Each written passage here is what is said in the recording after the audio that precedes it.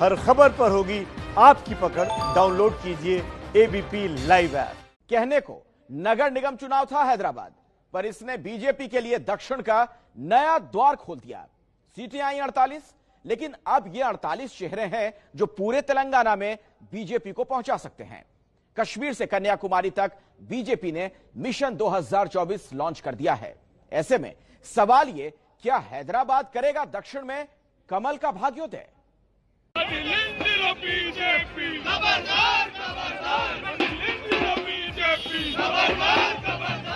ये जयकार बहुत कुछ कह रही है।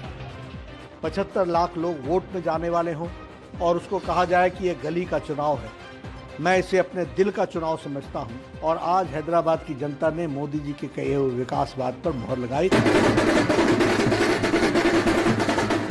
ढोल की इन थापों की गूंज दूर तक पहुंचने वाली है कि आने वाला विधानसभा का चुनाव वह भी कमल खिलेगा और मोदी जी के विकासवाद को मुहर लगाने के लिए तेलंगाना की जनता भी आतुर है। ये जोश कई गुना होने जा रहा है। और हम हैदराबाद के चुनाव को छोटा नहीं मानते। जो लोग गली का चुनाव मानते हैं वो कम से कम गली साफ करना भूल गए हैं, इसलिए उनको थोड़ी प्रॉब्लम है। गली साफ कर दी होती तो इनको इतनी बड़ी प्रॉब्लम न होती। ये आतिशबाजी कामयाबी का नया आसमान दिखा रही है। हैदराबाद की कामयाबी से कई दिल बैठ रहे हैं। अब बीजेपी अगर मेरा नाम लेकर ये समझती है कि उनका पॉलिटिकल मोबिलाइजेशन होता है तो ये बिल्कुल गलत है। हैदराबाद में बीजेपी का दफ्तर चार मीनार से कोई 5 किलोमीटर दूर है, लेकिन ये जोश, ये जश्न दिखा रहा है कि मकसद सिर्फ चार मीनार नहीं, सिर्फ हैदराबाद नहीं, सिर्फ तेलंगाना नहीं, बल्कि कश्मीर से कन्याकुमारी तक पूरा भारत है। ये बीजेपी का अश्वमेघ है, जिसका लक्ष्य सिर्फ 2024 नहीं, अगले कई साल हैं, कई दशक हैं। बीजेपी के इस अश्वमेघ का पूरा रोड मैप दिखाने से पहले आपको दिखाते हैं बीजेपी के कद्दावर नेता और मौजूदा केंद्रीय गृह मंत्री अमित शाह का 2.5 साल पहले का बयान और हैदराबाद में जीत के जश्न की तस्वीरें। चुनावी सफलता एक 5 साल की, 10 साल की, 15 साल की नहीं चलेगी।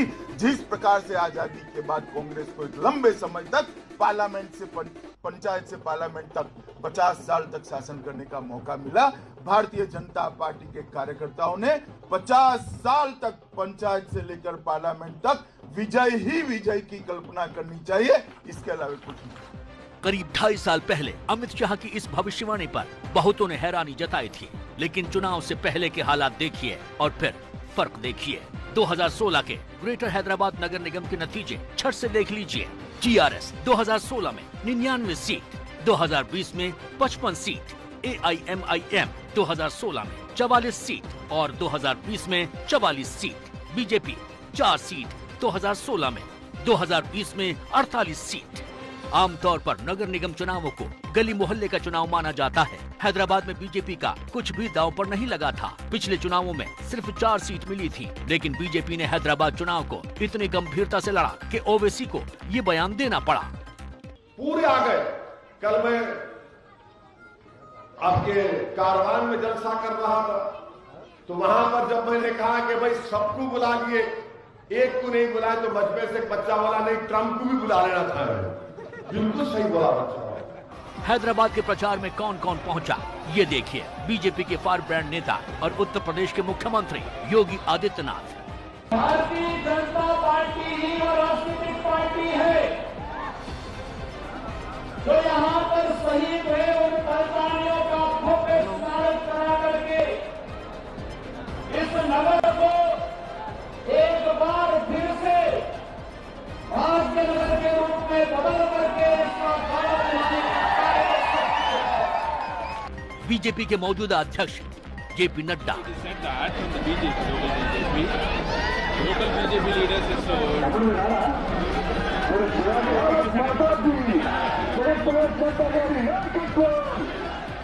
बीजेपी के मुख्य रणनीतिकार और केंद्रीय गृह मंत्री अमित शाह। निजाम संस्कृति से हम मुक्त कर एक विकसित शहर हैदराबाद को देना चाहते हैं। इसलिए मेरी हैदराबाद की जनता से करबद्ध निवेदन है कि एक मौका भारतीय जनता पार्टी को दीजिए। हम हैदराबाद को विश्व का आईटी हब बनने के लिए पूरे इंफ्रास्ट्रक्चर की तैयारी करेंगे। शाह, नड्डा और योगी के अलावा स्मृति ईरानी, तेजस्वी सूर्या, देवेंद्र फडणवीस, प्रकाश जावड़ेकर भी चुनाव प्रचार में उतरे। बीजेपी ने अपने कई नेताओं को प्रचार में उतार दिया और हैदराबाद चुनाव को इतना बड़ा बना दिया कि विरोधियों के पसीने छूट गए। असर नतीजों में दिखा। 2016 में बीजेपी ने 4 सीट जीती, इस बार 48 सीटें जीती। 2016 के मुकाबले बीजेपी के 12 गुना ज्यादा पार्षद जीते। बीजेपी ने नगर निगम नहीं जीता, फिर भी जश्न। बीजेपी सबसे बड़ी पार्टी नहीं बनी, फिर भी जश्न। आखिर क्यों? बीजेपी के जश्न को समझने के लिए आपको कांग्रेस का हाल देखना चाहिए। हैदराबाद नगर निगम में 25 साल कांग्रेस का मेयर रहा। ग्रेटर हैदराबाद नगर निगम बना तब भी 3 साल कांग्रेस का मेयर था, यानी कांग्रेस का गढ़ था हैदराबाद। लेकिन अब कांग्रेस न 3 में और न 13 में। पूरे चुनाव प्रचार में कांग्रेस के बड़े नेता नहीं दिखे। अपनी 2 सीटों को कांग्रेस ने स्वीकार कर लिया, लेकिन बीजेपी 4 सीटों को मानने को तैयार नहीं थी। वजह है बीजेपी को हैदराबाद की अहमियत पता है। इसे बीजेपी दक्षिण के दूसरे द्वार की तरह देख रही है। क्यों? इसे समझने के लिए पहले ग्रेटर हैदराबाद नगर निगम को समझिए। इसमें हैदराबाद को मिलाकर 4 जिले शामिल हैं। हैदराबाद की 5 लोकसभा सीट पर असर पड़ेगा। ग्रेटर हैदराबाद की 24 विधानसभा सीटों पर असर पड़ेगा। ग्रेटर हैदराबाद नगर निगम में करीब 75 लाख वोटर हैं। नगर निगम में जीत से तेलंगाना का रास्ता खुलेगा। 75 लाख लोग वोट में जाने वाले हों और उसको कहा जाए कि ये गली का चुनाव है, मैं इसे अपने दिल का चुनाव समझता हूँ। हैदराबाद में सारे तेलंगाना के लोग रहते हैं और इसलिए सारे तेलंगाना के लोगों ने ही इस चुनाव के माध्यम से आने वाले तेलंगाना चुनाव के नतीजों के बारे में स्पष्ट किया है। जानकार मानते हैं कि बीजेपी की नजर तेलंगाना पर लगी है। ये बीजेपी इस जगह को काफी इम्पोर्टेंस दे रही है। वो जानते हैं कि इलेक्शन अगर जीतना चाहते हैं तो उनको बड़ी अच्छी पॉलिसी होनी चाहिए। और लोकल लीडर्स है सब टीआरएस के, तो अगर यहाँ पे शाह और नड्डा आ जाए तो इमीडिएटली नेशनल प्रेस गैल्वनाइज्ड हो जाता है। नेशनल प्रेस में बड़ी इसकी कवरेज होती है और वैसा ही हुआ। 2018 में बीजेपी को तेलंगाना विधानसभा चुनाव में 1 ही सीट मिली थी। हालांकि 2019 लोकसभा चुनाव में बीजेपी के 4 सांसद जीते। हाल ही में दुबक्का सीट पर उपचुनाव हुआ तो बीजेपी ये उपचुनाव जीती। इसी के बाद बीजेपी को लगा कि तेलंगाना दक्षिण में दाखिले का दूसरा द्वार साबित हो सकता है। भारतीय जनता पार्टी का एक मजबूत शक्ति बनकर आज उभर के है। ये आज का जो रिजल्ट है, आने वाले दिन में 2023 में भारतीय जनता पार्टी तेलंगाना में सरकार लाने के लिए जो हम प्रयास करें, उस प्रयास में जनता का आशीर्वाद है। आप आगे बढ़ने के लिए जनता ने हमारा को आशीर्वाद दिया है। टीआरएस पार्टी फेल्यूर है। जानकार मानते हैं कि हैदराबाद नगर निगम के जरिए बीजेपी पूरे तेलंगाना और दक्षिण में पैर बढ़ाने की कोशिशें कर रही है। उनको लगा कि एक अपॉर्चुनिटी है यहाँ पे। तेलंगाना राष्ट्र समिति जो स्टेट के ऊपर रूल करता है वो बड़ा वीक हो रहा है, पीपल से उनकी पॉपुलैरिटी चले जा रही है, तो वो बीजेपी यहाँ पे घुसना चाहती है और एक कोर एजेंडा बनाना चाहती है। ये उनका एंट्री होगा साउथ इंडिया में। पहले भी वो कर्नाटक में है, परंतु हैदराबाद में इट इज लाइक जिसे इंग्लिश में कहते हैं कॉन्क्वेस्ट ऑफ द डेक्कन कहते हैं ना, वो वैसा होगा। बीजेपी दक्षिण में जगह बनाने के लिए संघर्ष कर रही है। कर्नाटक दक्षिण में बीजेपी का गढ़ कहा जाता है। केरल और तमिलनाडु में बीजेपी का अस्तित्व तो है, लेकिन वो ज्यादा मजबूत नहीं। तेलंगाना और आंध्र प्रदेश में भी बीजेपी संघर्ष कर रही है। कुल 129 लोकसभा सीट में तमिलनाडु की 39 सीटों में बीजेपी 0, कर्नाटक की 28 सीटों में बीजेपी 25, आंध्र प्रदेश 25 सीटों में से 0, तेलंगाना 17 सीटों में से 4, केरल 20 में से 0। दक्षिण में बीजेपी के खाते में हैं 29 लोकसभा सदस्य। कर्नाटक को हटा दें तो ये संख्या सिर्फ 4 रह जाती है। कर्नाटक और तेलंगाना को हटा दें तो 0। केरल, तमिलनाडु और आंध्र में बीजेपी का कोई लोकसभा सदस्य नहीं है। ऐसे में बीजेपी को अखिल भारतीय पार्टी बनने के लिए हर राज्य में जगह बनाना जरूरी है और इसीलिए चाहे पंचायत का चुनाव हो या नगर निगम का, बीजेपी पूरा दमखम लगा रही है। उल्हामा देकर के कहा गया था कि गली के चुनाव में नड्डा राष्ट्रीय अध्यक्ष आया है और उस समय भी हमने कहा था कि यह एक तरीके से हैदराबाद की जनता का निरादर है। वोटर कोई भी हो, उसका समर्थन करना, उसको मजबूती प्रदान करना, यह हमारी जिम्मेवारी होती है। और हैदराबाद जहां 5 लोकसभा की सीटें हों, 24 विधानसभा की सीटें हों, 1.25 करोड़ से ज़्यादा की जनता हो, 75 लाख लोग वोट में जाने वाले हों और उसको कहा जाए कि यह गली का चुनाव है। मैं इसे अपने दिल का चुनाव समझता हूं। बीजेपी कैसे हर चुनाव को दिल का चुनाव ही नहीं समझ रही, दिल से लड़ भी रही है। इसे समझने के लिए आपको बिहार और बंगाल चुनाव की तरफ जाना होगा। बिहार में पहले चरण का चुनाव प्रचार चल रहा था और पीएम मोदी दुर्गा पूजा के मौके पर बंगाल में लाइव थे। पीएम मोदी का ये कार्यक्रम राज्य की सभी 294 विधानसभा सीटों के 78,000 मतदान केंद्रों में प्रसारित किया गया था। यानी बूथ लेवल पर बीजेपी ने अपनी मौजूदगी दर्ज करा दी थी। बिहार में तीसरे चरण की वोटिंग की तैयारी थी और शाह की तैयारी थी मिशन बंगाल की। शाह 2 दिन के दौरे पर बंगाल गए, आदिवासी के घर खाना खाया, दक्षिणेश्वर काली मंदिर में मां काली के दर्शन किए और 200 से ज्यादा सीट जीतने का दावा किया। मैं आपको कहकर जाता हूं, 200 से ज्यादा सीटों के साथ भारतीय जनता पार्टी।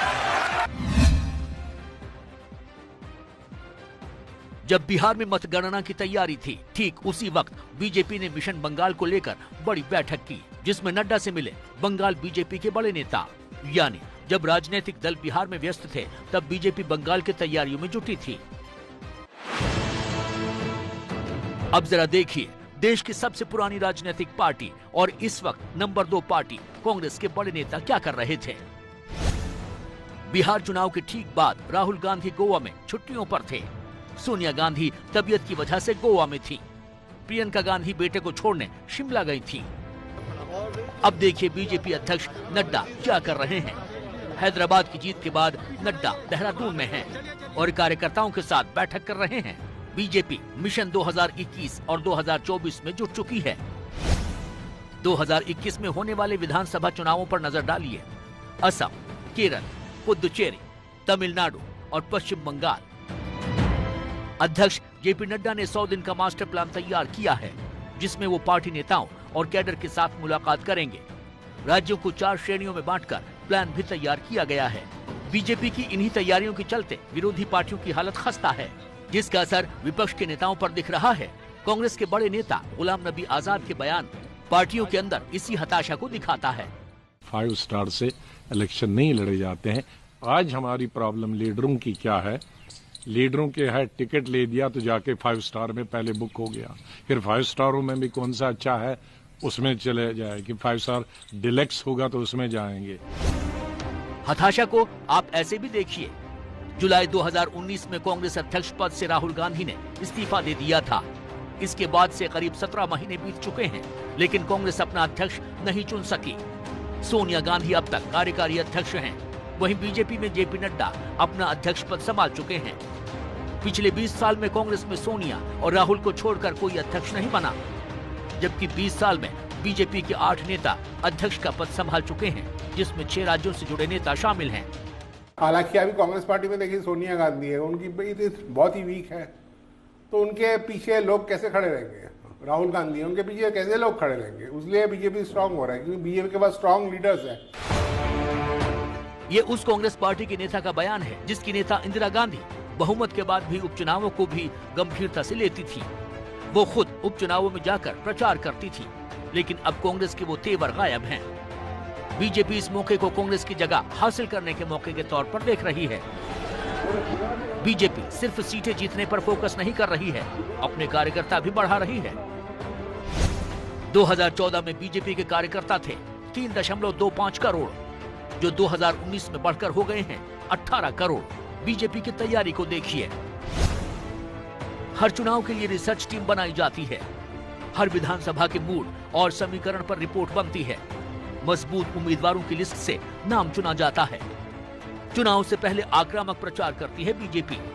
मजबूत संगठन से लोगों को पोलिंग बूथ तक लाने का जिम्मा। नतीजा होता है ये तस्वीरें, ये जश्न। जश्न की इन तस्वीरों का असर सिर्फ हैदराबाद नगर निगम तक नहीं रहेगा, ये असर जाएगा तेलंगाना तक, ये असर जाएगा बंगाल तक, और फिर ये असर जाएगा 2024 तक, जहां बीजेपी तीसरी बार सत्ता में वापसी की लड़ाई के लिए दम आजमाएगी। और ऐसे में दक्षिण में कमल के भाग्योदय में हैदराबाद बड़ा नाम बन जाए तो हैरानी नहीं होगी।